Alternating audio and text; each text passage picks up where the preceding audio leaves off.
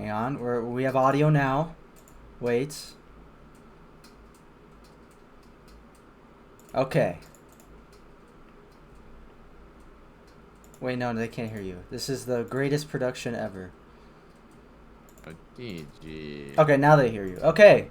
With that out of the way, welcome to the couch episode 2. We're on a great start right now. Jemond shitting in the toilet. That's totally what happened. What's up? We haven't done anything since for the last week. You know, we wanted some things to simmer. You know, Invite takes like a week to play their matches, so give them some time to get some juicy content. And oh boy, was there some juicy content! I am of course joined here by Jemond as always. Baby, Jemond, or as RGO calls me, Carl Weathers. Something slight for the community, something crazy. Yep, always joined by my favorite RG11, and we will have two RG11s in here. I'm getting attacked later. No, GG. For our Virgil interview later today, but we are currently going to go over the news, stuff that's been going on. We're of course going to cover Invite, and we're going to cover a little tidbit of Advanced. So let's jump right into that. Yeah, there. Something crazy for the fabulation. All right, so last time we were here, we did the preview, and we mentioned about Panda Bears, which was the previous team, and right off the bat, Panda Bears unfortunately has disbanded. Rigatoni, he couldn't play the season, and so they decided to disband because they couldn't find a combo scout.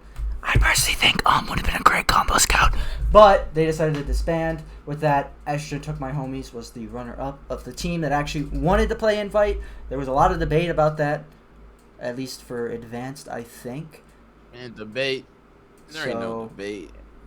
People, let's be real, man. Let's be real. People, not everybody, but certain people were saying that, you know, Estrogen was not ready for Invite at all. But let's keep it 100. Nobody else that was in that quals, that was in the day. No one else wanted to play Invite, bro. Nobody else. They were literally the only team wanting They were the only team wanting to commit. That was also alive. Yeah, for real. That was also alive. Yes. At the time when that happened, but you know, when quals happened. I kind of agree with RGL on this one. I know you may be staff, but as someone who is not staff. You know, that's a smart move because, you know, you force that other team, the Paul Doge team, or call the team Paul Doge. They, you know, forcing them into Invite would have been a bad choice in my opinion. All right. Also, on that note, the Doge has been sponsored by Global Clan. There will be Global Clan Fire for this season. Oh my freaking god, Global Clan Fire! And hopefully we'll get icons, because I know they do like icons or whatever, so hopefully they'll stop being TF2 logos or whatever. So hopefully we'll have a Milky's icon soon, God bless. We need a caps logo for G6. I want to see what that comes out to be. It needs to be like a cap. It needs to be caps, and then just the number, just the letter and the number G and 6, like right there. Just right there. That's the perfect logo. Alright. The Milky's one I'm excited for real. On that note, as always, we do our team transactions, which Invite doesn't really get a lot, so we do all one for this week. So this is trying to just say a big word here. I'm not going to say it, so I'm just going to say this is from week 1 and 2, and those roster transactions are from Gold Clan Ice. Sandblast is out, Zam is in. Eshin Took My Homies. At the time, didn't have Scream. Scream left, but he came back once they made it to Invite. On Global Clan Fire, Yum Yum, I believe, left on his own accord, yeah. And we have Pandu on demo, Vadi and Paul Doge swapped roles, and for Milky's, Patty and Remu switched classes. So Patty Scout, which I don't think is a thing in Invite, right? Patty Scout has never been seen in Invite. He's always been on Soldier. Yeah. So it's a interesting one, I will say the least. And Kobe, of course, getting a raise, whatever that means. Thank you, Fancy Son. Patty went to Rewind on Scout. I don't know my history that well. Nah, he did. Patty Scout has been seen before, 100%. Well, it's been a while. Well, 2017 while, but Nah, that's still crazy that Patty just pulled up to Milky's. That's like yeah, one it of the still greatest. is. I have to say, pretty amazing. I mean, That's like your first season invite. You got Patty the Batty. Gee, god dang. Oh, woo. all right. I'm trying to remember the next slide. I think it is our notable matches since we got team roster transactions on the way. And speaking of production, like we were talking about before, our first notable match is Global Clan Ice versus My Anime List. This one was a great match. It was very close, 5-4 game. Do not watch it on TFTV. Production was kind of bad, but it still was a good match. Oh, Well, I was just saying the truth, man. That's what we're here for, right? a standard. It's not slander. Yeah. It was kind of scuffed. I'm not gonna lie, but it definitely was a nice match. Seeing Glimmer and Invite again. Oh my god, Glimvite, 100. So yeah, Mal Kev, honestly, in my opinion, Kev just absolutely farmed that game. But I think Exile got top damage. These guys are like top damage, so I just went off of that, I guess, because I really didn't watch it. I just heard it was a great match. Fake fan, dude. Fake fan, I know. Absolutely fake fan. I apologize. I love Zam though, so I hope he does well on ice. All right, moving on. Our other. Go ahead. Fun was lame. Go next, Dan. Okay. Go next. Our other notable match, which recently just happened, it was 9/29, which was the Froyo versus Witness game, and that one I had to go back and watch because I went to sleep because I'm like 80 years old. And this one was another great match. Lolguy, oh my God, Lolguy did so well. Like 5-5. How do you do that? This is sexy. This is the sexy log for Medic. Yeah, this is. Go against Froyo and you only die 5 times. That's sexy. And get 5 kills. That's sexy log. Yeah, and he kind of went off. Not gonna lie. Listen, they got rolled in the first. Witness was getting rolled the first half. You know, it was 0-3. They turned it around. Yeah, and then second half, that's when the turn up kind of happened. Witness kind of came back. Habib was kind of caught in some pretty. Habib was feeding a lot, just about every mid. From what I remember. There was some compromised positioning, but as soon as that golden cap came out, the underdogs Froyo Tech decided to just pull up and get the regular season dub. Underdogs. To get the dub against the season 6 champions, but it's the regular season, and that game still was close, seeing as it did go to golden cap. So that game is pretty interesting game. I'd definitely have to say, but again, shout out to my man Artist. I saw on Twitter that he felt I think he was in his bag a little. Not his bag. He's in the field a little bit, but worry not, King. You got the whole damn season, bro. You got an Artist. Yeah, he looking like he slumped that game, but I mean the rest of their team, they were able to pick off Habib, who was getting caught out. So I think it made the game equal in the other half. So all in all, I would have gave the MVP for Froyo to Habib. But I think Jay was also doing a great job if Habib didn't feed those 3 times.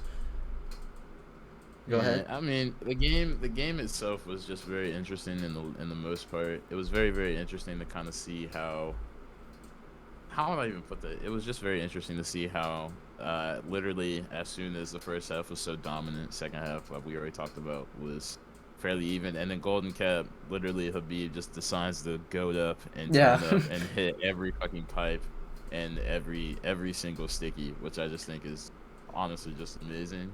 But at the same time, like, god damn it, man, why do you have to hit every single pipe and sticky, bro? What's going on, man? Let my man's Artist shine, bro.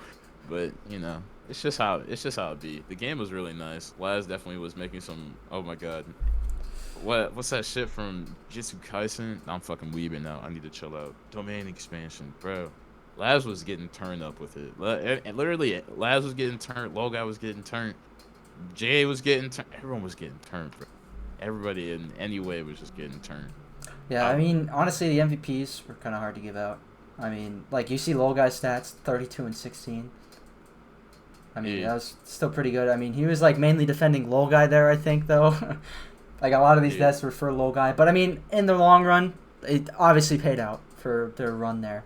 So it was a nice ass game, bro. It was a nice fucking ass game. I will not spread it from what it was. I'm very excited to see how these next couple invite matches will go, but for the most part, this is definitely one of the best ones we had so far. Besides what I know there was Mal versus Witness Gaming on Sunshine, but that was also pretty dominant for Witness Gaming for the most part.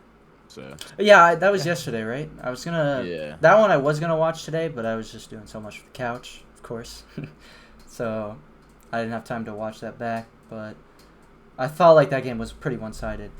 But that's pretty much it for our notable matches. I think the only other one was G6 versus Witness on Metal. That one was probably a runner-up I would have done, but I don't know. That one was kind of like, it was good on the one half, and then it just took hill from Witness. So yeah, for the most part. All right, with that being said, our league table for Invite right now is Froyotech, of course, leading with the 4-0 lead. Witness and Mal are shaping up pretty much playoffs with that game they just played. Witness being 3-1, Mal being 2-2, as well as like a G6 being 2-2. Ice and Fire bringing it down right below playoffs here.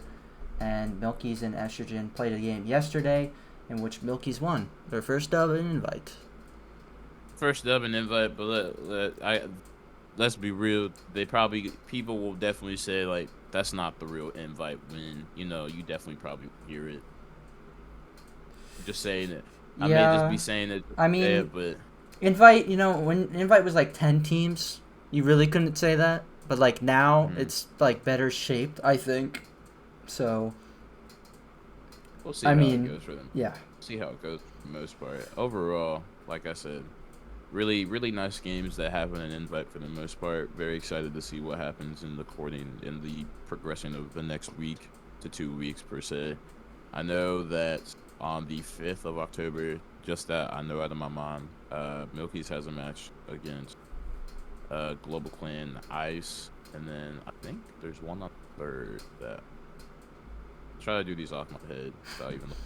Yeah, should probably write them down or something, man. Actually, no. That same day, they actually may be doing a double header because if they're playing, because there's another game that's marked for the 5th that they're doing too. Global Clan Ice is supposed to go against Global Clan Fire around October the 5th at around 11, and I think they chose their map, and then I think I either saw Snake or Metalworks, but I'm pretty sure I saw they just Snake for literally like these last 2 games. All right. Well, with that, put that on your calendar. Milky's got some games coming up. Hopefully, you can see them getting dubs here. Have they gone against Ice and Scrims? I don't think anybody has been. I think only rare people have been scrimming for you. Like, no, Ice. Global Clan Ice. Well, I know Ice. Milky's pretty much I've seen has only scrimmed for you. That's usually how it works. Froyotech, no one really scrims Froyotech except for like maybe the low invite teams. So that's just how the circle works. That hasn't always been true. I feel for the most part, this season per se has been true, but people still scrimmed for you last season. Well, yeah, near the end, or after the season starts. What I'm saying is preseason, no one really scrims for you. Yeah, kind of how it be, but just gotta let it be like that for real. All right, so I guess Milky's versus Ice would be an interesting match, is what Jemond is saying. So look forward to that. I think the October 5th. I think the Fire games will be interesting. I think the Fire games. When's Global Clan versus Global Clan? That's another good one, I guess. Well, like I said, it's marked for October the 5th, but Invite definitely will change. Oh, true. Yeah, something might happen. Someone got to walk their goldfish that game. Revenge of the Paul Dog. All right, moving on. We're getting on to our next div here, which is gonna be Advanced. We're gonna try to lightning through it because we got a lot of news. What Daybreak also said is kind of true. Jay, back. Yeah, Jay being back. A lot of people don't want the spinach, bro. True. Guy's a goat. Remove the content from the player. All right, so Advanced. We're gonna try to go lightning fast. Week 1. Wow. That's all I'm gonna say is wow. So right off the bat, this is from our preview, of course, being our information that we use from what we talked about the last time. FX Death Cult. Zam is out. He went to go play Invite. And Fancy Sun is in with Donovan moving to Soldier. And Fancy Sun's on Scout. He's on Cap Scout. That's all I've seen him cap. For Wage Slaves, of course, Fancy Sun leaving and Q leaving. So they have change on Soldier and Brazilian Legit on Scout, which is a nice pickup, and I believe Dingo would be moved to Combo Scout. Legit's on Flank. For Yeti, got it wrong. Antecedent is not playing Demo. He was playing Demo in Scrim, so they have Shining Star on Demo, which I think made that team a little bit weaker, which we'll get to that. That's during week 2. Minecraft, which is the Fig team, which I think we called them Yu-Gi-Oh! Gaming on the previews. They picked up Carter. Air moved to Soldier. Fig moved to Demo, since Fig's not class restricted on Demo. And for Uwu Crew, also known as the Mopsy team, or HL team I think we had on the slides, is Q moved to that team from Wage Slaves, and Penny was picked up on Demo. That was a handful. That was a, whatever that taco is in the bottom left that Fancy Sun told me what it was, and I already forgot what it was. So I thought it was a chalupa. I thought it was a chalupa, but it's something else. Something with a G. But get this taco out here. That was a handful. It's not chalupa. Get that shit out. All right. For real. Cheesy Gordita Crunch. That's, I believe, what he said. Yeah, thank you, JT, for proving that. Thank you, Virgil. All right. So yeah, that was week 1. We're not even done yet. For our notable matches for week 1, we have Call the Team Paul Dog versus Dynasty. W Bacon did a power ranking, and he thought, well, he still thinks that the Paul Dog team was like number 2, I think, at the time, and Dynasty was like all the way at 9th. So this one was a pretty close game, but the Paul Dog team clutched it out at the end. Blessed Up versus FX Death Cult, another one where they were all the way at the bottom, and FX Death Cult were all the way at the top. But Fancy Sun added that comment. I did not. The Tula Snipe for 18 minutes. They, same thing, underdogs, don't underestimate them, but also FX Death Cult. Wow, I can't say that fast. That's a tongue twister. They don't really scrim. So, I mean, they're the only one and only, I think, no scrim team in advanced. Dynasty versus Elemental P Sports. I'm going to cut you off because this is where you should be talking here. There has been drama around this match along a Uber pause bug that might have happened. Jemond, you may take it away. So essentially what happened during this match is during a situation where Dynasty was about to push last. For context, that's the Wonder team with Wee Blackers, Abimafu, I almost said Kanakers, Nerfu, Soyant, Maze, yes, versus the Magma, Golden, Tristan, Guy, other soldier. Who is it? Oh my god. Said Tristan. Said Guy. Anyways, roster's out of the way. Anyway, besides all that, there was a bug where pretty much Dynasty had Ad and pretty much was going to push last.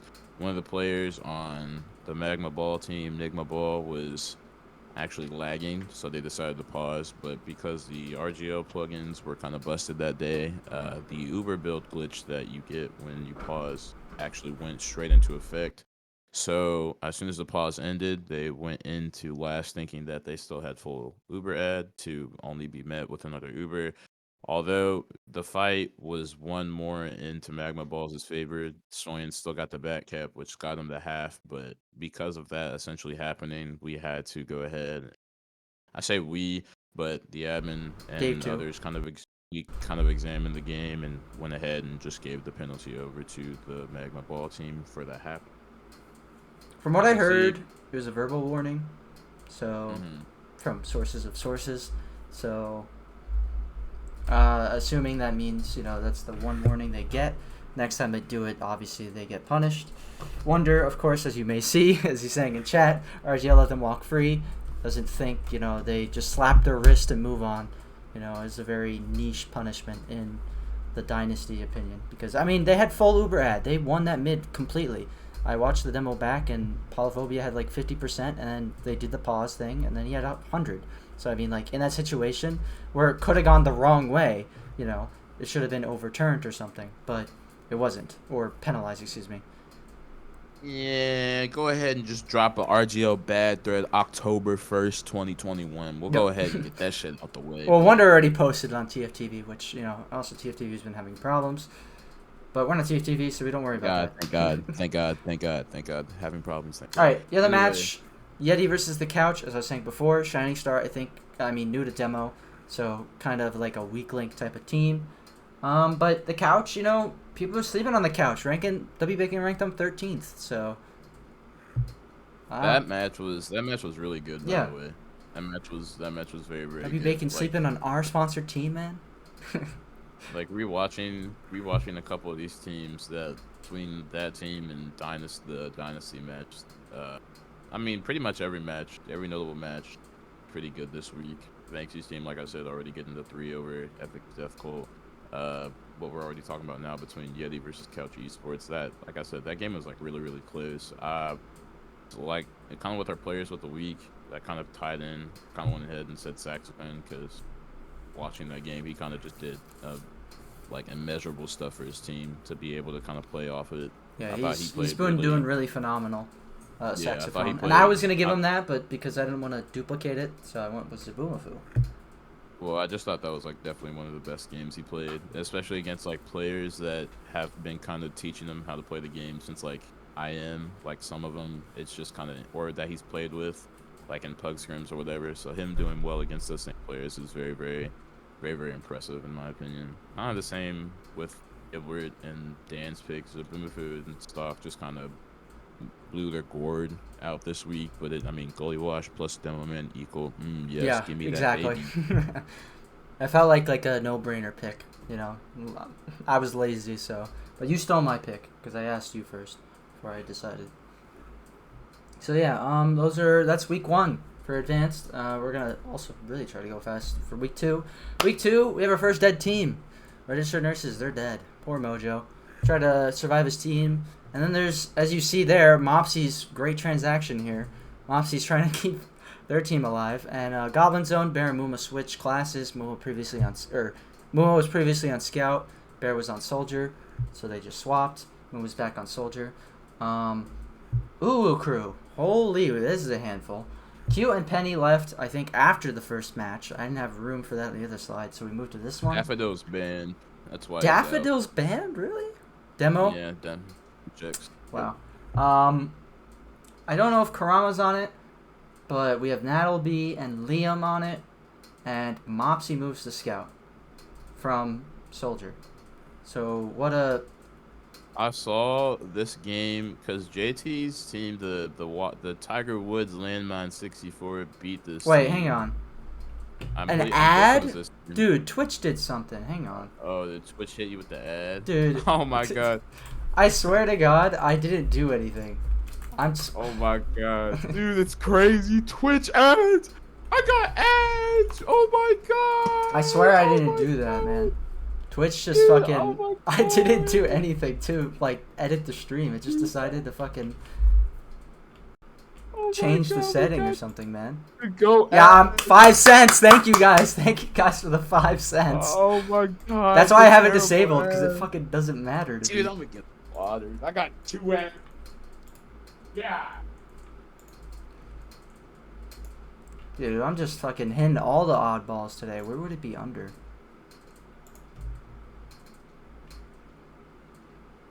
Alright, well, give me fucking 4 seconds while you guys... While you guys go through those ads, I'm gonna try to fix this. I don't know, Twitch, when I opened up Twitch today, or OBS, it was there's new settings you need to approve of, that have been changed. I was like, okay, whatever, I don't care. So I guess that was something, because I swear, I've never had this many ads. Ads are ruining my Team Fortress 2 experience. How can I possibly do anything else with Twitch just belittling me with these pointless ads? Where would ads be on Twitch? It's okay. We're back, and we didn't talk about anything. We noticed the ads, and then we just shut up. We didn't even say nothing. We just wanted to wait. Yeah, hey, if you sub, you won't get the ads. No. Shut up, bro. You're not having no subs. Ad blocker is fake. You should not have ad blocker. I would like my 5 cents. Dude, I've seen the Billie Eilish Adobe ad like No, I several understand that times. pain too. Why is that an Dude, ad, man? it's not a good ad. I'm gonna keep it real. The Lil Nas X one was way better. His was way better. They had animated Lil Nas X. I just saw a sad Billie Eilish ad, Adobe ad. Alright, where... Okay, I don't know where you go to fucking disable ads, so... Man, we'll figure it out later. Yeah, I guess, yeah, I'm sorry. Just get let me ad know when an ad break happens, 'cause I swear to God... Someone with moderator permissions. That's what it's gotta be. I'm gonna sniff them out, man. Daybreak said you look like Prog now. Oh, bro, nah. I can't for that. Oh, we've noticed that you're missing ad manager panel? What? Oh. What? Oh, ad manager panel. Oh, it's GG. It's They're GG. sniffing But me speaking out. of GG, Anyways, speaking of G, let's get back. Let's get back into talking what we're talking about, so we can have the interview with Virgil. All right. Yeah, I'm trying to ask Virgil questions, man. All right. So we're back. We're gonna talk about what were we on? Okay, Ulu Crew. The transaction history. That'll be Liam, Mopsy, Q, Penny, Daffodil out. That'll be Liam, Mopsy in. Or, well, Mopsy swapped. Tiger Woods landmine. Peppermint's out. Alice is in. Rahmed is out on Mondays from Scout. So, he's out. My phone is going off. And I just put the other thing in there, man. Yeah, just check the just news slide I added. I don't want to know. No. Can you fucking check that real quick in case he did something? He's gonna I go back to commenter if he keeps that up. I already see it. I already see All it, right. bro. That's funny. It's funny? All right, fine. All right, week two. Week 2 advanced. What's Snakewater week? Crondrome versus FX Death Cult. That was a close game. Crondrome taking it out again. Crondrome, I believe, is on top. They're 4-0 right now. So they are bussing. Minecraft versus Blessed Up, another low advanced match. Minecraft won 4-3, very close, but it was just snooze fest. My player of the week, I never filled it out. God, I'm a mess, man. Well, demo is just too powerful. Well, demo, let's go. God bless Whelp Demo. That's all I gotta say. God bless. What team is legit? Is on legit? It is on Wage Slaves, which we'll get there in a second. Sure. The Couch versus Dynasty. They're pretty much like a friend group, in my opinion. Most of them are. So that was a close game. Or it wasn't a close game. Rave kind of flubbed there. So that was going to be a good game, but something happened. And Wage Slaves versus Yeti. This has to be the most turnt match of this week. Or these 2 weeks, actually. So Yeti... update of this goddamn century. Yeah, so the Wage Slaves, they were the underdogs. 100%. But they've had, transaction or roster problems so far, and they managed to get through and get the dub against Yeti. So congratulations to them. They knocked Yeti down all the way to 6th or 7th. So pretty good from them. With that being said, I guess another question is on everyone's mind probably right now is what is playoffs going to look like for Advanced? Because it is no longer 16 teams. We're now at 15 since Mojo's team died. And there is rumors that another team might die. So, not Mopsy's team. So, we go down to, I can't math here, 14 teams. So, is it going to be 8-team playoffs, single them? Or is it going to be 4 teams, double them? That's a good question. What it's looking like right now is right now I think it's the same as last season with 8 single, but at the same time, if we do see a top 4 double, that will be very, very interesting. TBH, top 4 will probably be very interesting just because remember the last couple seasons we have had a 8-team single elim, but more teams die. If more teams die, we'll really just see how it goes ideally, but the true people that's gonna have the answer is between Dave 2 and Reno, because they're gonna be the ones that are gonna be doing Guaranteed, all Div Evans are going to be pretty much working out playoffs whenever it gets to that point. But I think for right now, just kind of going by how the season's done it before, it will still be 8-team because teams have even died during the summer and the winter season prior or before, and we still have kind of gone by like an 8-team single elim advance. Which, don't get me wrong, for viewers' sake and like entertainment wise, it would be very interesting to see like a top. It would be interesting to see a top 4 double elim. That's like one of the craziest things that could happen. That would, like, anything that pretty much would give the same feeling like how Div 1 and Div 2 did back in Season 3 would be really, really nice. But then again, we're a league. We have to brush standards. We have to go by our own rules. So we'll just see how it goes, ideally. Ideally. Or taking them from ETF2L. Maybe. All right, anyways, players of the week. Jemond said Stock. I said no one because I couldn't think of anyone. And W Bacon said legit. W Bacon. Legit. Oh, W Bacon did release his power rankings. He didn't say anything on TFTV yet because it's been up and down. TFTV. So if you want to go check those out, it's the same spreadsheet. Pick right now. Yeah, pick right now. Who is your player of the week? I Everybody in advance right now. 2 matches right now. Nah, bruh. Discard those matches. I'm going to give you some names. Right. I'm going to give you some names. We got the Yeti team. You can pick one of them. Couch Esports. Okay. But the Yeti lost. Why would I pick them? I'm not done yet. You're picking teams that lost. Got Magma Ball team. They won. All right, you know what? I'll give it a whelp. But they also got Tiger Woods Gaming. I'll give it a whelp. Demo. I give it a whelp. You take. Demo. What's wrong with that, man? Whelp's, new to demo, man. He's number 1 team right now. So what's wrong with that? Hydrate. I'm on it, man. He's getting carried by heels and Scout. You're just coping, man. Highlander demo POV. Who am I talking to, man? All right. With that being said, speaking of number 1 team, we have the league table, which, as always, like to have our funny little profile pictures. And I really got lazy about asking people. I've asked like pretty much half the people on this list, and 2 people answered me. I'm not even counting Tomato Tom because he sent me like a weird ass picture, and I thought it was sus. So my spreadsheet's not up to date. What are you talking about? They updated it like yesterday. Goodness. But all these hot logos. Yeah, the hottest logos on the planet. Kron's Realm coming out on top, tying with Paul Dog, but winning in the rounds win. Why do I have it on MW still?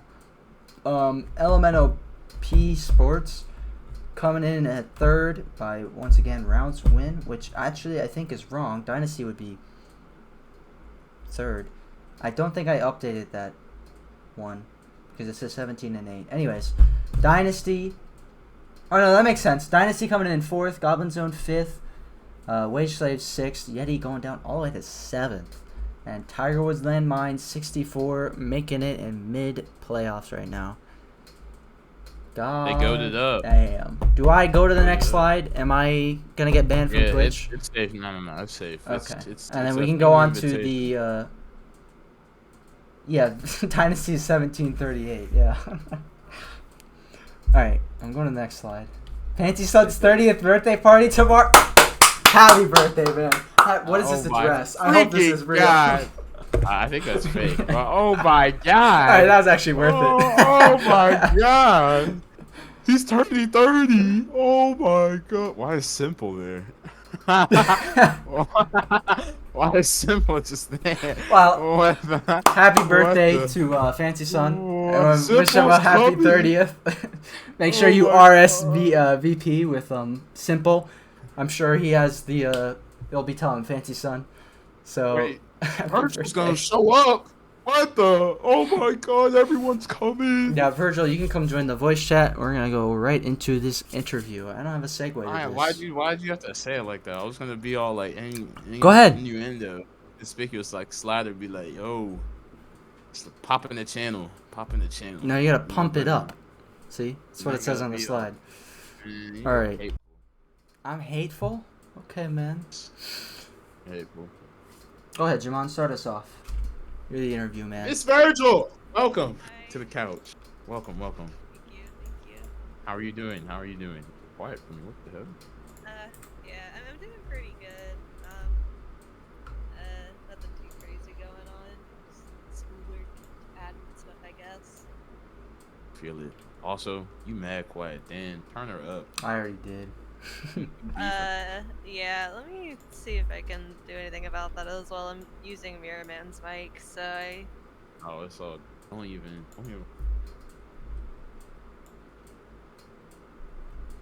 Bobbing. Dan's hateful, per usual. I'm hateful.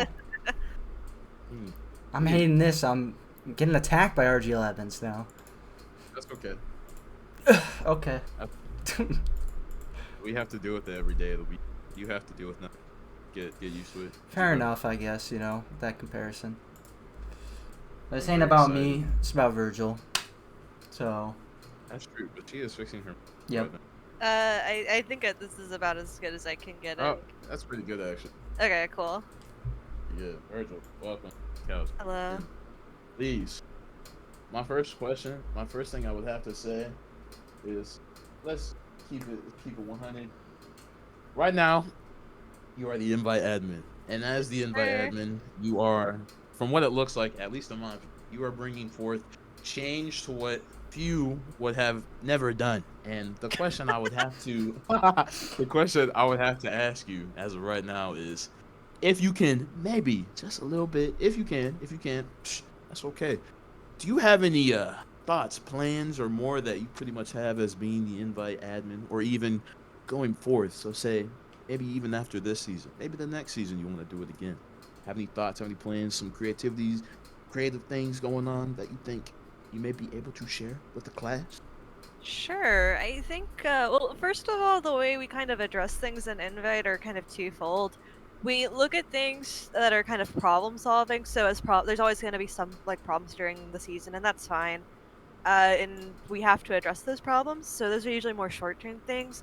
The biggest thing we're kind of looking at right now is the ringer situation, because we've had a lot of issues. So playoffs last season was a really big deal with this, with invite teams ringing players and people saying, oh, they're too good, or whatever the case may be. And because it's invite, we can't really have any strict definition. With lower divs like main and below, I think, we typically just have a default ringer rule, which is that anyone in the div or below can ring for anyone in said div. But advanced players are not considered default for main, for example, so you wouldn't be able to just go ahead and ring those players without approval. Of course. So in advanced, there's a similar, advanced, I think it's easier to kind of figure out who's reasonable and who's not, because obviously an invite player is not reasonable, but varying advanced players maybe. But then you get to invite, and there's a lot of questions, because there's definitely different skill tiers, I think, in invite. Winners Gaming and Froyotech are kind of at the top. They're like the best teams. But then it's like you get to the lower playoff teams, and it's like, how can you really compare them with Froyo? Do you think it'd be reasonable to ring a top 2 player with one of those teams? And then you get to mid invites, the same question, low invite, same question. So with all of those questions, we're really looking at how to really find a way that's a fair ringer rule set. And we talked to the invite players about it a good bit. There were a lot of ideas, such as just having a straight up no invite ringer rule. So invite teams just can't ring people, period. They have to roster them on their teams. But then it's like, well, what happens if there's an extreme situation after roster lock? Do you have to make exceptions for that rule? We're currently looking into things like reusing or getting more people to use the free agent service in Invite. Oh. So you pay that one-time fee, and you just get to ring for whatever team. That can still introduce some skill questions, but at the same time, it's like once you've paid up to be a free agent, you can't really make the same claims. I think it's just someone randomly bringing someone up. There's a lot of stuff we're looking at right now. We're trying to figure it out, because I do think there needs to be some leeway for extreme circumstances. But yeah, that's something we're looking at. In terms of other creative things, I definitely have a few ideas. I'm trying to get some sort of... We're waiting for RGL Pugs to launch, which they should be launching relatively soon. Dope. But I'm currently trying to get invite players into more map testing, because I do value their opinions, and as it stands right now, we don't see a lot of participation from invite players in map cups, which is fine. I think invite players typically use their weekends to just have a life, and because they do a lot of scrimming during the Sunday through Thursday week. Yeah, So they definitely do. Those 11 to like 1 a.m. scrim times, man. They yeah, are it's like 10 killer. a.m. to 1 a.m. It's like a very long period of scrims. So God. we really want to just like I think it's a bit like in the past. I think the policy had just typically been you should just play in map cups, but map cups just aren't always going to be available for people. So I want to like just start having invite test packs where not only can we test different maps, but we can test different configs. One of the big config changes I've been really interested in was Banny's idea on the Time limit. the time limit, like the round time limits. I think that there is some genuine conversation to be had because when you look at a lot of these high level games, yeah, there'll be stalemates that happen occasionally, but a lot of the matches already move pretty fast paced, but you do still need to pay attention to the like 30% of matches that have very long stalemates. Um, so that's one thing we're going to be looking at config changes. We're always kind of looking at whitelist changes, but that's nothing crazy.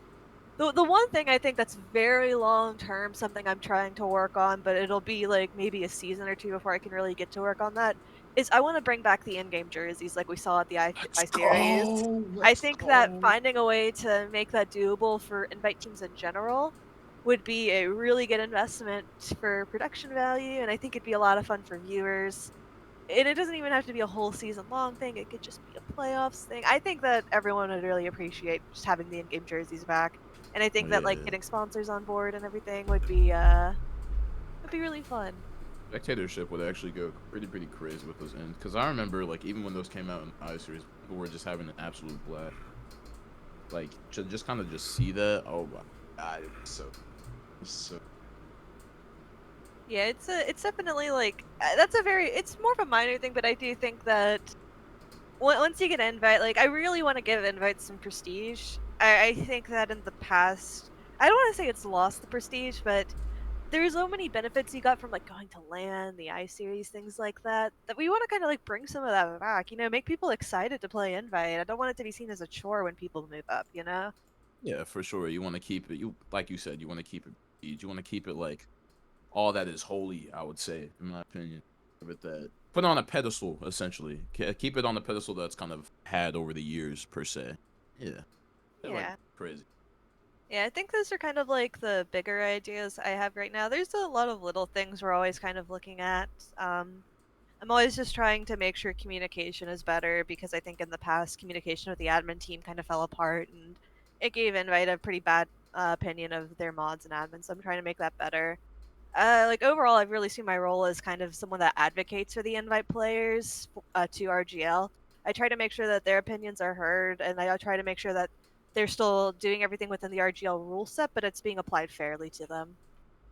Yeah, for sure. Yeah, as you definitely have experience as admins, but even speaking about that, kind of going forward with that just a tad bit, how do you think invite quals was handled this year? Because I know last year it was, No, the year before that.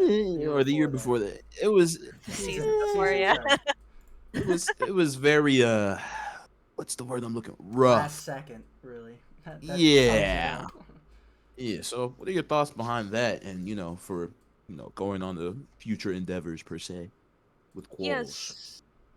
So we did really take a lot of feedback from what went wrong with qualifiers last season, and we tried to fix a lot of those points. So the first thing we did was make sure scheduling was more clear. We did this by first of all like giving them a slightly larger window to schedule in, and secondly we were more restrictive on the teams that we let into invite because we wanted to make sure that teams were one actually wanting to play invite and not just using qualifiers as a way to play whatever their mains were in advanced. Hmm. And then secondly, we want to make sure that beyond just making sure people want to be in qualifiers, that there was enough time to play every single match. Because we don't want people to feel like they're having to play 5 matches in a week, because that's just very draining, and we don't want to see burnout before the season even begins. So we let 5 teams in. I think initially we were thinking 4, but we had enough teams that wanted to play in qualifiers that we figured it'd be reasonable to let them play, and we gave them a week and a half. So scheduling wise, we set up those dates pretty early beforehand, and I was constantly in contact with any team that might have wanted to play qualifiers.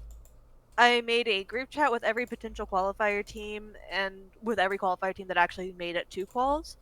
So I was always able to like be in contact with them and was constantly updating them on any rule set changes or any important things that were happening. Um, the other side of things was casting, I believe. I really did my best to try and get the matches casted, but I think Dolphin was a bit busy in the preseason, so he wasn't always around. So I Mhm. ended up using like Banny and stuff. We tried to send out announcements, but in general, because I still think that we could probably do better to set up scheduling, just to set up cast a bit better, or at least try and work that out and it like farther out in advance to have people that are just ready to cast for the qualifiers. But I do think they got some viewership. It wasn't anything crazy, but I still think people are able to pop in, see what teams were playing qualifiers, and get a sense for what was going on. Yeah, get a general direction.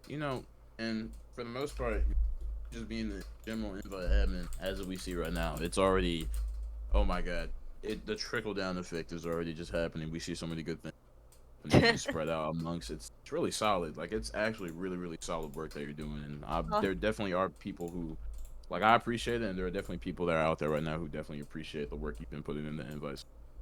oh, thank you. I've been really trying to like make things better for the players because it's a community league, and I think the only way that this community can do much is if like we're supporting the community itself. No, true, and it's funny because you mentioned about community. Because Virgil, let's step away a little bit from RGL. Let's talk about you. Okay.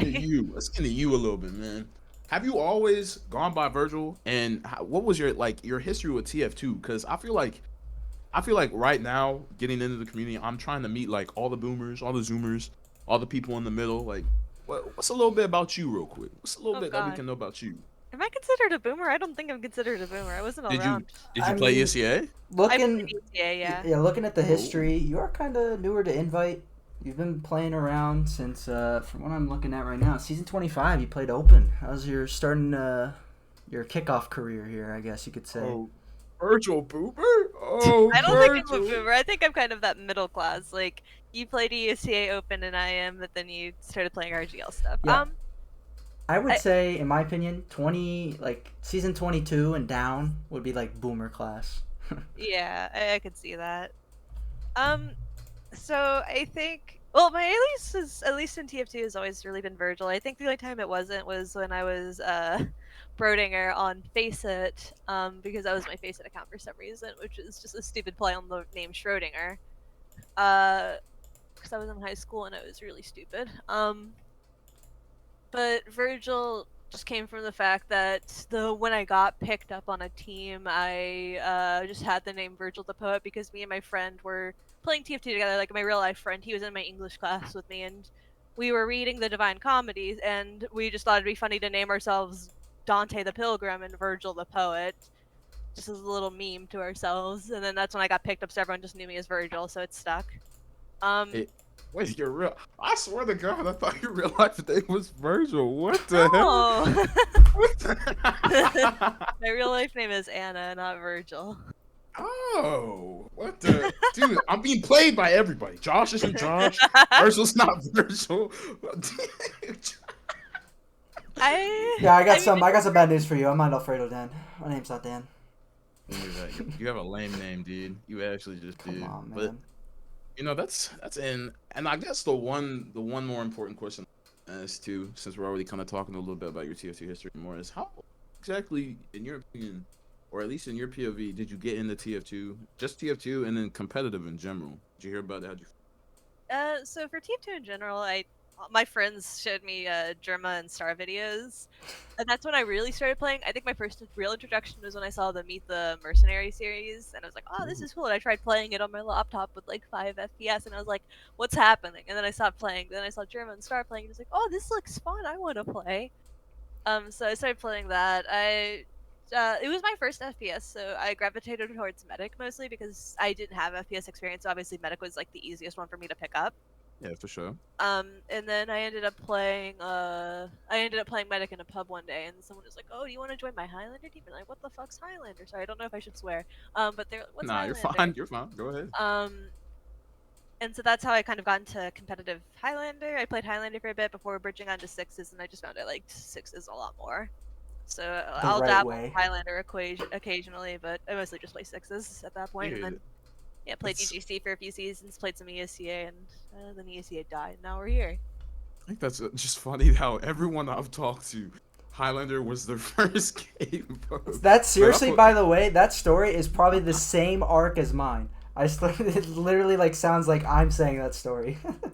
It's crazy. Yeah, I don't know. It's I wonder like I think Highlander's probably just a more natural like stepping stone for new players to come because you have like all 9 classes and Right. everything. Everyone's familiar with it because there's the 9 classes. You got the specific roles. You learn about sniper sight lines, which you really don't see that much in, well, unless there's a stalemate in 6s, so on and so forth, you know. Learn how to combat the classes. Speaking out of the TF2, man, what things you like to do like outside TF2? Like, do you listen? We all have the life end game, but what about out of it? What are some things that you, Virgil or Anna, what do you like to do outside when you're enjoying life, touching grass, as some of the TF2 leads aren't for real, for real? Some things you enjoy. I mostly I enjoy just playing other games. I like RPGs. If I'm not playing games, I like to draw. I'm trying to like learn digital art. It's fine. I'm learning. I spend a lot of time with schoolwork because I'm doing my double major and it's tiring. But yeah. God bless. Double major? What the hell? What are you majoring in? Physics and religious studies. Wait, goat. Wait, goat. Okay. Okay, turn up. Let's go. Okay. Turn up, man.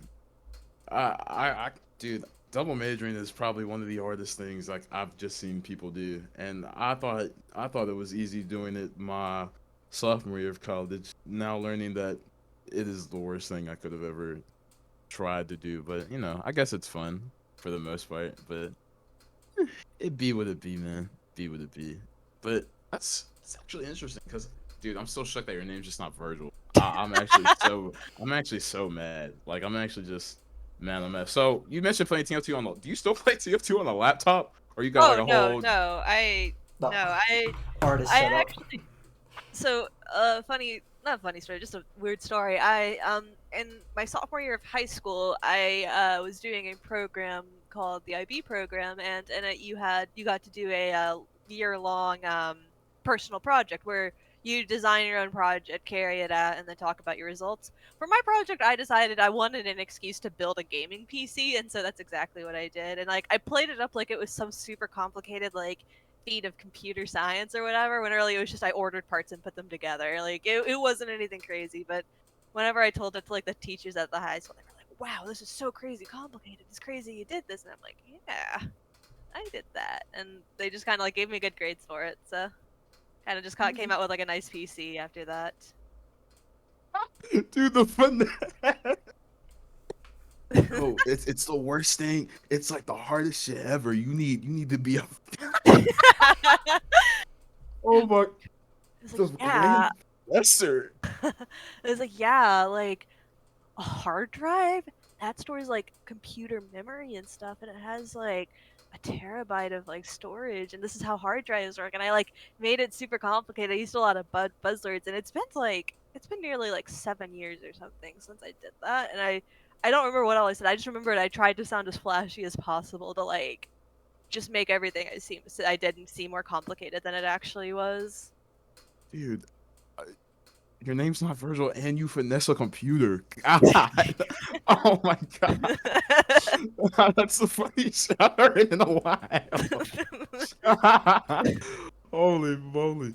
Dude, what kind of, like, do you remember the specs, since you did say you built it, or you kind of were building it? Do you remember, like, specs exactly, for the most part? Man, it was, like, an AMD Radeon, like, 900 series graphics card. I think I just had, like, an i5 processor.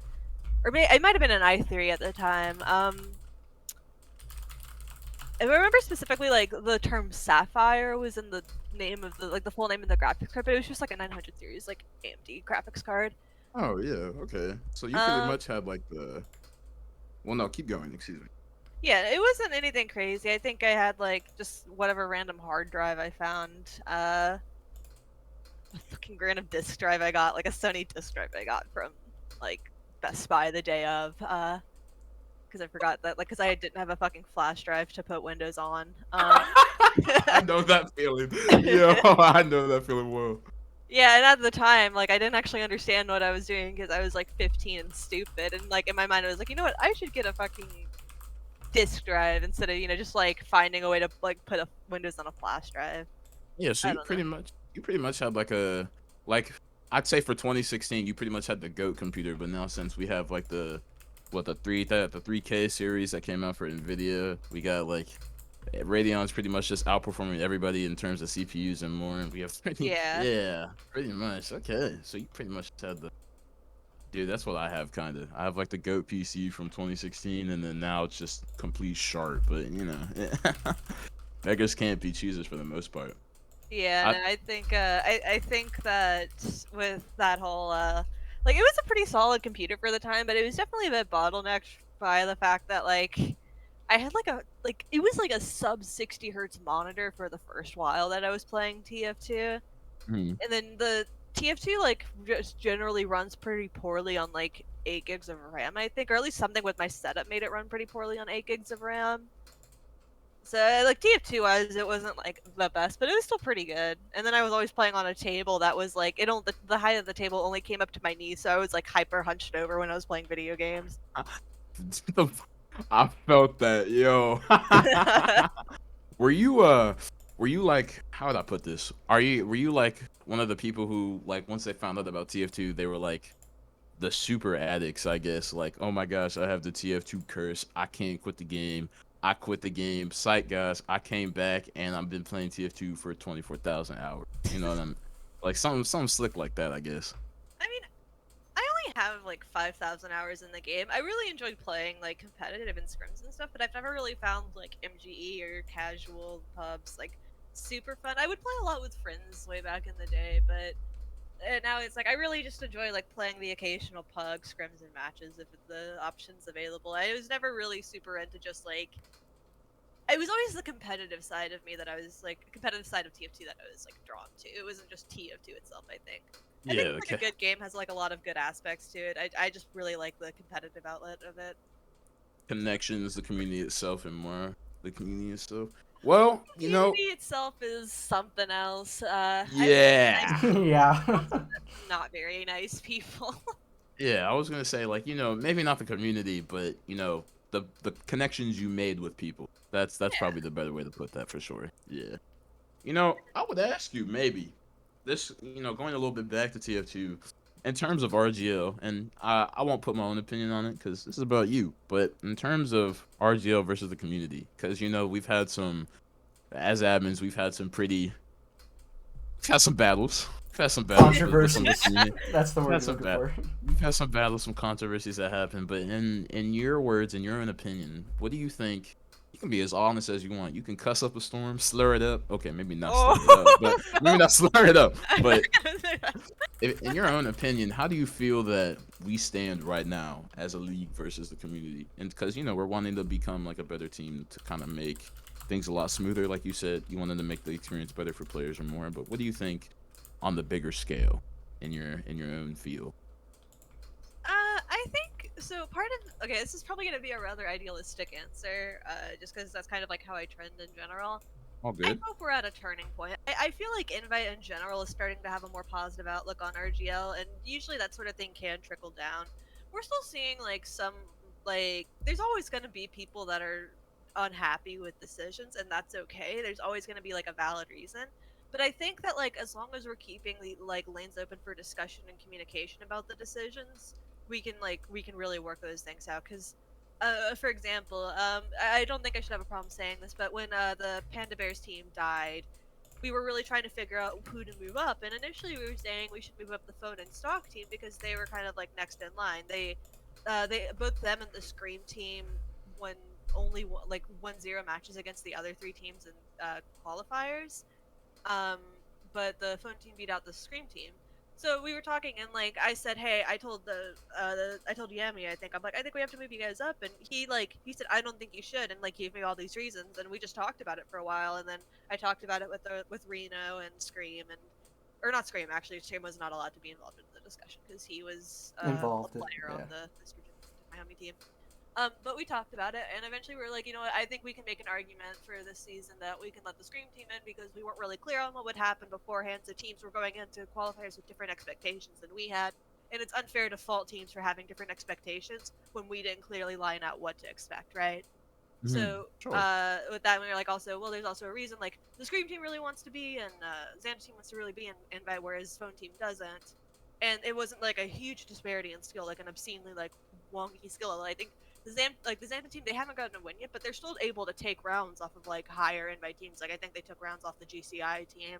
They might have gotten a round or two off of the G6 team, I'm not sure. But they're doing fine. They're doing, like, fine for their first season of Invite, and I'm, like, hoping to see them pull some rounds off of, like, maybe Milky's or GCF or something. I think they can do it after a season, but yeah, they're doing okay.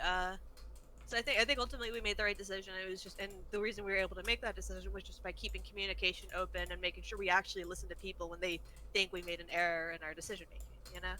Yeah, for sure. And I think this will be my final question. And then we got a little thing for you to do at the end of the segment. But I think for my final question, and this is really slight. Going forward, let's say after this season, do you think if things turn out the way we essentially want them to turn out, Invite turns out the way we want it, do you think in the further future we will have more people who actually will want to? Because like you were talking about before, you were kind of wanting to put Invite more on a pedestal. Do you think we will see more people want to kind of step their little tippy toes, the Pete's, in the Invite a little bit? Some new people, some new faces, some new talent, as Magma would say. I'd hope so. I really do. Like, there's a lot of things I think that we're kind of letting Invite do that are just different from other divs. So, like, they have the whole pick map. They have a ninth map that they themselves get to choose. That's why Invite's getting to play Granary this season. I think having the potential to pick, like, a whole map that you want to play for the whole season and then getting the, like, added bonus of pick ban on top of that. I try to give Invite players a lot of say in what happens in their division because I think at that point you have enough insight on the game that, like, you should be allowed to have more input on, like, how your division is being moderated and stuff like that. I think there's a lot of those subtle things that we're doing, but then also like incentives like the in-game jerseys, which I hope other people think is cool. I think it's a really cool idea. Things like that will just kind of get people hyped. Because like as it stands right now, I feel like the only thing, besides if you want to count the money, you can. But I don't really think anyone plays Invite for the money. The other incentive really is just, oh, you get casted, so people know who you are. Like, I just want to add more to that, you know, like. Mm-hmm. And then there's always going to be like that brainstorming process where we figure out what more we can add. But I think that we're starting to we're starting to go down the right path to like incentivize more people to play. Well, honestly, I'm very hopeful for it because I think going forward, like I was telling you before, I think you are definitely doing something small for the community, not even especially just for the league itself, by kind of just pulling the weight that maybe some people, definitely some people haven't done before, and with the new HA to kind of go in with it, with Reno being HA, I can see some positive outcomes that kind of will just kind of go forth during the league. So I'm very, very excited. But Dan, yes, sir. You already know. I know. As we are already out of questions, take it away, bro. So send her to it. We are gonna go to the hot take segment, as I'm gonna call it. Oh boy. This is a great suggestion Moxie had on TFTV. We are gonna let you rank the current Invite medics. All right. Yes. Am I giving like an in-depth report on my opinions on every medic, or am I just like saying I think this player's 1, this one's 2, this one's 3, etc.? Little of both, actually. Yeah. How do you say that? Little of both. Little of you both. may wherever you want to start. I would probably suggest from bottom top, maybe. Okay, you can do bottom top. Can I get a list of all the medics so I don't forget So anyone? currently in Invite, I'm gonna go to my spreadsheet real quick. We have. I have a fucking spreadsheet. I made this Invite spreadsheet. I can pull that up. Oh, that's true. Yeah. You have that one too. Dan. Get on. You have. Oh my god. I don't even think mine's updated. Yeah, mine is all updated. Oh, my spreadsheet updater is not updating.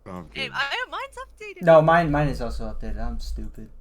All right, so I'll go down the list here. We have from Froyotech, we have May. Witness, we have Lol Guy. Mal, we have AZN. Global Clan Ice, we have Sky. Global Clan Fire, we have Palladium. On Like a G6, we have Howard. On Milky's, we have Luddy. And on Estrin Took My Homies, we have Pablo. All right. I think, like you said, we'll start from the bottom. At the bottom, I put Letty. Jemond is heartbroken. Okay, so, and I'm gonna explain everything. So, first of all, I want to say that, like, no matter the ranking, all these players are invites. They're very, very good. Mm-hmm. So they're like Letty. It's his first season of invite, and I'm just gonna say, like, in defense of Letty, your first season of invite on Medic is the hardest season you're ever gonna have because it's so different from advanced. And I think Letty just has to adjust to that for this season, and he'll be fine. I think he has pretty good mechanics, but there's obvious. I think watching him, there's a lot of the invite game sense that you just pick up from playing invite that he hasn't had a chance to develop yet. But no, he seems like a smart person that's really willing to put the effort in and really, like, figure things out. I think he'll be okay. He just needs that first season to be able to do that. And it's hard. It does take time, so I think it would be unreasonable to have anyone expect him to have been able to do that yet. But he'll be fine once he figures it out. But right now it's like he has fine mechanics, but he really needs to spend time figuring out how to position, because I think I see him get overextended a lot. He needs to figure out, like, who to beam. There's a lot he needs to figure out, but I think he has Patty helping him out, so he'll be able to do that. Up next, I would probably put Pablo. I think he's just coming off of, like, a 2-year hiatus or so after playing with Dunk Masters in Season 1 or Season 2. You're always gonna have that kind of relearning curve after coming back from not playing for a while. He's doing alright for himself. I think that a lot of it is he's just having to kind of remember a lot of the nuances with medic positioning and stuff. But he'll be okay. I think he'll be okay. After, like, between both Pablo and Letty, I do think that there's a bit of a skill jump once you get past that, because the thing about Pablo and Letty that they don't have is they don't have a lot of experience to back up their gameplay. And an invite for medic experience is always going to be the thing that really defines how you play the most. Are they getting ads again? Yeah, I don't know, man. Twitch Dude, changed something. I swear I saw the setting that said ads and I clicked off. I don't want these ads, man. I get like 3 cents. Do you want me to wait then? Because I can wait. It's not a big deal. Yeah, I guess we'll wait a second. I'll just cut it later on YouTube or something. YouTube cuts production value. Let's go! Yeah, I mean, I'm not, for what it's worth, I have the stream open, so I'm just taking a little peek-see every now and then. Yeah. I don't have any big ads or anything. Alright. Pre-roll ads are also disabled now, so you get a notification when it's about to happen, man. Because Twitch is doing something. I swear it says it's off, but whatever. We roll with it. Alright, I think we're good now. Thank you, Jeffrey. Yep. Thank you, Mr. Slin. Mr. Bezos. Oh, Mr. Slin too. Thank you. This is your paycheck for this week. Alright, so we're good though? Yep. Yeah, we're good to go. Okay. Well, like I was saying, I think Pablo and Letty, they just have the disadvantage of not having a lot of experience to work with. But after that, I think the top 6 meds all have way more experience, so you do see a bit of a skill jump, and I think there's a lot more I can comment on besides just not a lack of experience. At 6, I'd probably put Platinum. Plaid has really good mechanics. He hits really good bows, and I think he has really nice surfs. But I think where he starts to lack is more game sense and awareness. I feel like with Plaid, I see he'll overcommit to fights I think that he typically should leave. And there are some medics that you'll see do that within, like, the top 3 medics. But with Plaid, it seems less like, I know I could get killed here, but I'm going to trust my mechanics to carry me through. And it more comes down to, just, just doesn't seem to, I don't want to say that he's not considering it because I don't know what's going through his head, but I think he just generally can get caught out by, like, really good soldiers. And don't get me wrong, it's hard not to get caught out by those players. It's definitely hard. Because, like, you're playing against, like, Laz and Ash and Mirrorman and Jay. Like, it's always going to be difficult, but in general, I think he handles himself pretty well. But I think he could refine his playstyle a little bit more and just kind of keep himself alive a bit more by positioning and conversely, just being a little bit more aware of how those soldiers are approaching him. He could be, like, a really good medic. I think right now he's only really played, like, low invite, with, like, maybe a bit of mid invite on Crunch, if you want to consider them that. But I don't know, he's alright. He's pretty solid for the experience he has, and I think that he's been around a while, so he's a solid player overall. 5, I would put Asian. Asian 5. Yeah. That's hot. Yeah, that's that hot. is a hot take. Oh my, that's hot. Really? It's hot. I'm glad you guys think it's hot, because I'm not just giving you like the boring ranking. Oh nah, this is hot. Hot to me. With AZN, there's a lot that you have to consider. He's been playing TF2 for a very long time. He has experience on other classes besides Medic. He played Soldier for a few seasons. He's been back for about 3 seasons now after he took a long break from Medic, but even before that, he had like a few seasons of playoffs invite. And with all of that in mind, there's a lot I can critique about his gameplay. He does crazy surfs and crazy bows, but I feel like he does not. There's a lot that he doesn't do well. I think he has a tendency to not really milk Ubers very well, and there can be an argument made for like how much you want to milk Ubers in every situation, like only slightly milking versus over milking. But for the AZN, it just doesn't seem like there's much. Like I don't really see an argument for like how he pops. I think that I think like because of that, his awareness is like generally not the best, especially for someone that has playoff invite experience. It's a bit like not as good as what I would really want to see. I think that beyond that, there's like in general, I think there's a lot of nuances to Medic that most people don't see. It's easy to like. First of all, Asian's like a good player. Like that's like the objective. Like fact, he's a very good player, and like it's easy for when you're watching on a Twitch stream to just like completely take a dump on him in the Twitch chat, which is always like really sad to see. But with him, there's a lot of little nuances that he like mistakes that he just shouldn't be making, especially with like positioning and like his positioning. He knows how to get out, but he still will just make mistakes, especially in regards to how he milks his Ubers. I think that's the biggest reason why I keep him at number 5. Because typically it's like he'll milk for a bit, but then pop after at a point where it's like there's no way you could catch those players out. So like there's no reason to pop, or he'll just pop like without at 150 with seemingly no reason. And as well as the fact is when he's getting sacked on, he has good mechanics and good movement, but the way he uses his movement is a bit unfavorable to himself. For example, like you'll see him kite towards like chokes that are being held by the enemy team to dodge soldier rockets, and that's generally not what you want to do as Medic, because I don't know, just running into a demo will typically not work out very well for you. Yeah, so I think that's about all I can really say on AZN. Solid player, but I wouldn't say like for a playoff Medic, he leaves a lot to be desired in my opinion. True, I can kind of agree. Honestly, I'm gonna go ahead and agree with the hot take. I'm gonna agree with the RN. Alright, next I would put Howard. Howard has pretty good mechanics, and he has a bit of invite experience, so he like knows a good bit about the flow of the game. But in general, his medic awareness, I think he just makes decisions sometimes, and I'm like watching, and I'm like, wow. Like no shade to him, really. Like I think he's a really good scout, but when it comes to his medic, it's like the way he positions sometimes, it just makes me anxious. Like he doesn't look around enough for me to feel comfortable with how he positions. I feel like either he's working really well with his comms, or he's either working really well with his comms, or he's just not really like getting enough information.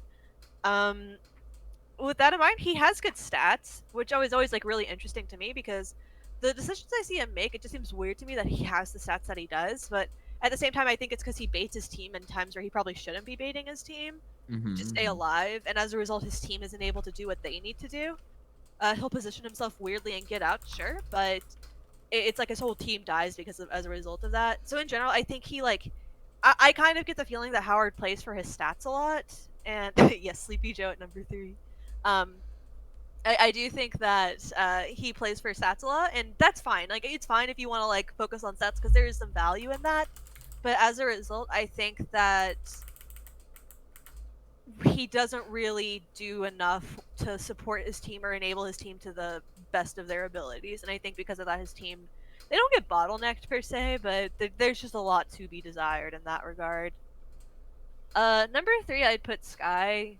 So I do think Skye has really good arrows, but in terms of movement, I probably wouldn't put her as like the best medic in terms of movement. However, she is smart enough to play around that and position herself really well to both support her team and keep them aggressive while making sure she doesn't die. There's a lot of subtleties to Skye's gameplay where it's not the flashiest gameplay, so I think from like a outsider's perspective, it's really easy to watch and just say, "Oh, she just baits," but she's in when she needs to be and she's forward when she needs to be, but she baits when she knows things could go wrong and she needs to take a more passive stance. And I do appreciate about that about her, but like I said, I think that there is that level of like if her movement was a bit smoother, that maybe it could be better. But overall, I think that she's pretty good. And I do think that something people don't know about Skye is her arrows are are like scarily good, and that she will bow you for like 140 across the map if you're not paying attention to that sort of thing. Oh my god, nah, this is so hot. Howard forward Sky 3. Yo, I'm Yeah, going crazy. I loved it. I love this. I'm going crazy. I'm sorry. I just like there's the big difference between Howard and Skye is Howard is just not as smart as Skye when it comes to medic. And like that's a little bit like maybe that's a little bit aggressive, but that's just realistic in my mind. Like Howard doesn't react to things as fast enough and doesn't really know what a medic needs to do for their teams in certain situations. Whereas Skye just always knows what her role is and what she needs to be doing, and is able to like enable her team to do more because of that. The furthest right now. Nah, don't apologize. This is your list. I'm here for the ride. Yo, the big two. I'm waiting. Yeah, I just work here, man. I just type in the names. Ready. I mean, I feel like my final two aren't very controversial between May and Logai. I honestly, I have a hard time distinguishing between the two because they have very, very different play styles. But ultimately, I probably would have to say number 2 is May. He is a very, very good player with very good mechanics, but his stats are never gonna look as good as Lolgai's because he plays aggressive, and that's fine. Like, I'll get on to Lolgai later, but I think that with May, he has good mechanics and he's a smart player overall, but he willingly, like, where Plot gets aggressive and I think dies for it, May knows he can use his mechanics to back up and play, like, and like surf out of situations that he normally wouldn't be able to get out of. But he also knows his bows are good enough that he can keep players alive when they shouldn't otherwise live. Like, I immediately just think of him arrow tanking Habib and choke and Habib living in a situation where it should not have happened. So with that, because of that, like May is able to both enable his team to stay more aggressive while staying more aggressive himself. Then another like smaller, like or more nuanced point to like May's gameplay that I really like is that he knows when he can die. May, he'll get more deaths than Logai, but May's deaths usually will result in his whole team taking the next point for free because, say, Witness Gaming had to sell out 4 players for it. And then it's just a matter of playing around Uber advantages, which May does just fine. He knows that he needs to, he knows that he needs to play passive when the other team has enemy Uber. Like, that's, he knows. So usually they don't have to worry about that, and then they can, like, get picks off the fact that the other team is trying to come in without using, or they'll just use through, and then play off the fact that they have Uber ad. Overall, I think he's a really good fit for Froyo. There's going to be some growing pains, but I think he's doing really well, and I'm excited to see him like mesh a little bit more with the players and just kind of come into his own. There's always going to be some mistakes, and I think that every player makes their fair share of mistakes, but for some reason Lolgai just doesn't. But I think this leads into my point on Lolgai. Lolgai has incredible mechanics and is positioned smart, but his overall playstyle is like the polar opposite of May. Where May says, I know where I can die, and I will die willingly if it means my team benefits from it. Lolgai says, there is an obscene amount of benefit from just living forever, and I'm going to live forever. And both of those are valid playstyles. I really appreciate both. But Lolgai really benefits from the fact that his team lets him play like that. Brandslam is almost always willing to go back to him and run him in, or always stay with him, so Lolgai never has to leave, like, break beam, and so they always have a really good build rate. And then Lolgai also just has a really, like, good time positioning because Brandslam will run him where he needs to go. And it's a really, really good, like, level of,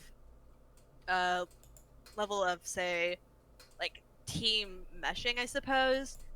But even if Lolgai gets pressured, like, he knows when he needs to commit forward and, like, take the heals aggressive, so it's not like he just baits his team blindly. He knows that, like, there are times where he needs to get forward and enable his team, but overall, his team is able to, like, play off the fact that he has really good bows to keep, like, long leash on 4 out of the 6 players, or 4 out of the 5 players, so that they're able to play really fluidly, go for med picks, and then let Logai live, and then play off the eternal Uber ad, which is nice. And because of that, I think Logai, he just has absurdly nice looking stats. Yeah, So, I like, mean the last one you look at, as we talked about today, the Froyo versus Witness one. You know, you went like 5 and 5. Also had great heals too, I believe. Yeah, he's just a smart player overall. Like, the thing about Mei and Logai is they both have their like fundamentals of heal spread positioning and mechanics. They have those down pat. Like, they understand the flow of the game. They know when they need to live. Like, I really do think Mei does a good job of saying, I need to get out here because I need to live, versus it's okay if I die here because it's kind of inconsequential because Logai's not building, for example. Like, they both know those like really like slim nuances that really distinguish you as top invite meds, which is why I have a really hard time like if I could, like, I would probably say 1 and 2 are equal. I really think Logai and Mei are both crazy good medics. I just think that they're on total polar opposites of the like spectrum. And so, like, it's easy to hype up Logai for his stats, and he's a very, very good medic who deserves hype, but I do think in a similar vein, Mei deserves just as much hype because he's able to play to his strengths and just play to, like, his own understanding of the game so that, like, he's able to, like, enable his team. Because I think it's easy, where it's really easy to kind of get into that pitfall of medic where you're just supposed to have the best stats you can possibly have because the stats reflect how little you're dying. And that's, I think, a pitfall that, say, like, Howard falls into. But then you kind of miss out on the second role of medic, which is really to enable your team to the best of your ability. And I think that's something that, like, the top 3 medics understand that the bottom 5 don't really do enough. That I would really like to see some change in playstyle. I think Plaid does have a good understanding, I will say, of like enabling your team, but it's not really balanced out with that other aspect of you need to live sometimes, you know? Bring out really solid points. Holy moly. Yeah, nah, I definitely agree with like a good majority of this list. Okay, I'm a cap. The Luddy number 8. Oh my god. I knew you were gonna say something. That's my point. I'm just biased to hell. But nah, I mess with this list. Yeah, I mean, that's fine. Like I said, I really think Luddy is just bottlenecked by the fact this is his first season of Invite. I really don't think he is bad in any like way, shape, or form. I think he just has a lot to learn, and how much he puts into learning this season will really determine how he goes as like a medic. And I really think he's someone that wants to learn. So as long as he's willing to like put that effort in, I think he'll be totally fine. For the most part, this list, this was definitely the hot seat, man. Maybe you definitely could argue about 1 and 2. It's like, yeah, but like the rest, oh my god, this hot seat central. God, I really feel like people are probably going to be shocked about Howard and Asian being below Sky, but I really do think that I think their overall teams are better than Sky's team. I think that Sky brings more to her team than Howard or Asian bring to their team, and that's ultimately the role of medic, right? It's how much you really bring to your team as opposed to your own individual skill level. I mean, the volcano is hot. Yes, you are speaking facts, Virgil. Oh my god, man. With that note, that completes the list. Dan, what you gotta say about the list, man? What's up with this list? Unexpected, you know, as Virgil was saying, you know, I thought this was going to be a very, you know, one-sided ranking, I guess. So very surprised about your opinion, of course. Well, what were you guys expecting? I am a little bit I'm a bit curious. So, how I probably would have rated this different? I would have put Pablo. Okay, you know, I'm gonna put Pablo 8, bro. I'm gonna keep it 1. I probably agree with that too. I'm gonna put Pablo number 8 and Luddy number 7. Funky Fresh. Actually, I'm gonna take it higher, and I'm gonna say Luddy better than Plaid. I would have taken it higher. I would have put Pablo 8, Plaid 7, Luddy 6. No cap. I would have put them higher. And putting them any higher, that's too hot. That's too hot. That's just nonsense. But I would have put him higher. Facts. That man is saxophone. This is an ice cold take. This seems, I don't know, to me this seems like a really hot take to like put Letty above Platinum. That seems like insane to me because like I really feel like Plaid does everything Letty does but just does it better. Because he has like really good mechanics, he has good awareness overall. There's something to be desired in terms of like when he needs to leave, I'd say, but I don't know. I really think that like in terms of playing an invite, Plaid's just way better than Letty. Dude, dude, this is going. Man, if I get that next guest I was talking about next week, I'm excited to see the invite scouts. Oh man, that's gonna be sexy. That's gonna be a handful. Hey, that's gonna be sexy for real. But Virgil, Thank you for making this list, and thank you for coming on. Is there any shout outs that you want to give out? Anything that you want to say? Any people want to shout out? Any haters that you want to give no attention to? Anything like that? Well, anyone that shit talks May in chat, I offer them a spot on my Pug Scrim teams to scrim for Iotech versus them. The beating. I will offer that spot so that I offer them that, because if they think that May is so bad, I'd really like to see how they do against him. Oh. And that's like an actual like invitation. I will give anyone my Discord that wants to do that. Oh my god! Billy Longcock, add up, bro. Billy Long, damn, add up, bro. Any shout outs, anything like that? Anything else you wanted to kind of add? Shout out to Mirror Man. Shout out to Walrix and Umulpst, Sleepy Joe himself.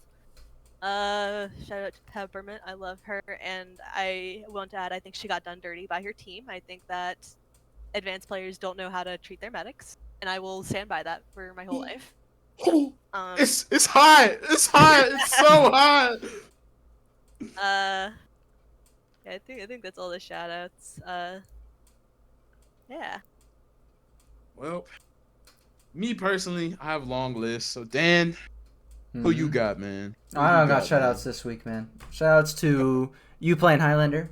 Not. Yes. That's it. Nah, you already said yes. You already said yes. It's already dope. Hey, listen. I'm not endorsing Highlander. That's all I'm saying, though. My shoutouts are long AF, but shout out my effing Highlander team, man. Shout out my heavy dick sauce. That's actually his name. His name is Richard Sauce. That's kind of a goat name. Hey, that's a goat name. I don't know what to say. That's his name, bro. He's crazy. Man, shout out Terry WJ, the GOAT.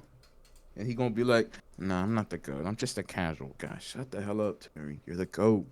Shout out to the GOAT. Shout out to Beep Boop. He smell. Oh, he's big, the same big melanin shout as out. me. I'm gonna cut you off. W Bacon. God bless. He's playing main, but he's God pumping bless. out those power rankings. People may be a little upsetty about them, but God bless. He still does it for advanced. So. Which, you know, it's content. God bless. Nah, I guess yeah, the other God shoutouts bless. too is the folks at Maine right now. They're doing also a lot of content, right? You know more about that, Mr. Yeah, Ryan. so RMX, or Okia as he is on TFTV, has been making, along with all Altitude Cal, they've been kind of doing some stats for Maine, which is really, really interesting. I was going to stream it not too long ago, but I became very busy, so I may do something. I may try to do something along the lines right there. Well, I'll try to get something out for Maine, get some Maine content going on my channel. Try to do something crazy for the most part. But yeah, they kind of made like a ELO list actually. Him and Altitude Cal made like a huge ELO list that's automated by Google Sheets, which I thought was kind of interesting. He did something in the program and he posted on Google Sheets, so kind of interesting. It's on TFTV if anyone wants to see that, to see the teams that are kind of playing in Maine. But you know, that's just if you are interested. But other than that, man, other than my shout outs, beepity boop, my personal Discord, I don't know what it's called right now. I kind of changed the name and the title every like 3 weeks. I think it's Omni-Man's Ass from Invincible right now. So yep, stuff like that. yep, yeah. So you know, it's just Omni-Man like 2. That's all it is. You know, Tashim, Chunky, Emo, Gimme, Palpa. Yeah, all the GOAT people. I already said beepity boop, Tracker. R.I.P. my man Tracker. He's finishing his last year of college. Prayers out to Tracker. You know, all the GOATs. Dang. All the ghosts. Dang, look at Calvin. He's such a hater. Everything that come out of Calvin's mouth is a hater. I swear. Look at him in chat, man. He just all right. He just a hater. For real. On that note, with all the shoutouts, you know, look at these results from streaming later. Hopefully I fix the ad problem for next week. I'm sorry about that. I think we might want to start a bit later. Talk about that. But we have plans to do another interview. Would you want to say who, Jemond? Or you want to wait?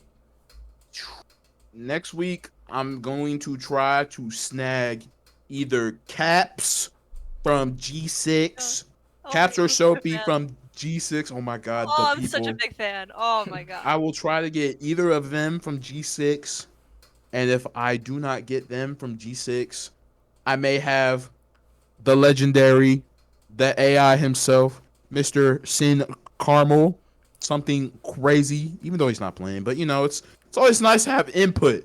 and that guy's kind of a mystery. I was gonna say, I feel like not a lot of people. I lean towards that. That guy's a one. mystery. Yeah. That guy's a mystery. I need Benjamin Carmel. Yeah. I need Benjamin Carmel. I need the demon himself, Prince. man. I need him himself. That is like, that man is like the mystery. But if it's me, he'll do it. He'll do it. I'm already making his frag movie. He'll do it for me. And you bought him hats, man. You got him to wear hats. Yeah, I got him a Australian sticky. He'll do it. He got me. All right. He got me, Well, bro. on that note, other thing too, join the Discord if you want to be informed on information that I, let you guys know about when we're going live, stuff like that. Or I think we're gonna move questions to there because a lot of people are responding on TFTV. So Jemond's gonna be our spokesperson and try to get more content out. I think we're planning on consistently do these Fridays, correct, Jemond? Or do we do it every other Friday? Yes, we will try to do it Friday, especially with my new job Wednesday. I'll be able to flex. So Friday we will definitely be able to kind of be available most of the time.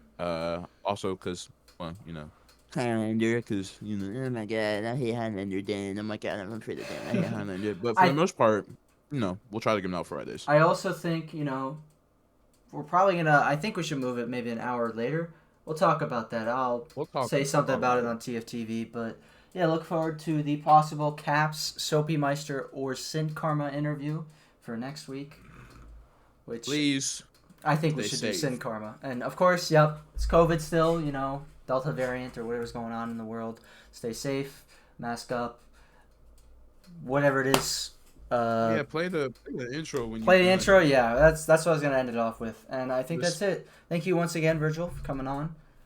You again, Virgil. Yes, thank you for coming on and speaking to us, and giving us the hottest takes. Oh my flipping goodness! And telling us about yourself. We appreciate it. We appreciate all you do. Yeah, no problem. Glad you guys appreciate it. All right. With that being said, see you guys next week. Have a good night. Also, F you, Phelps. I hate you. F you, Phelps.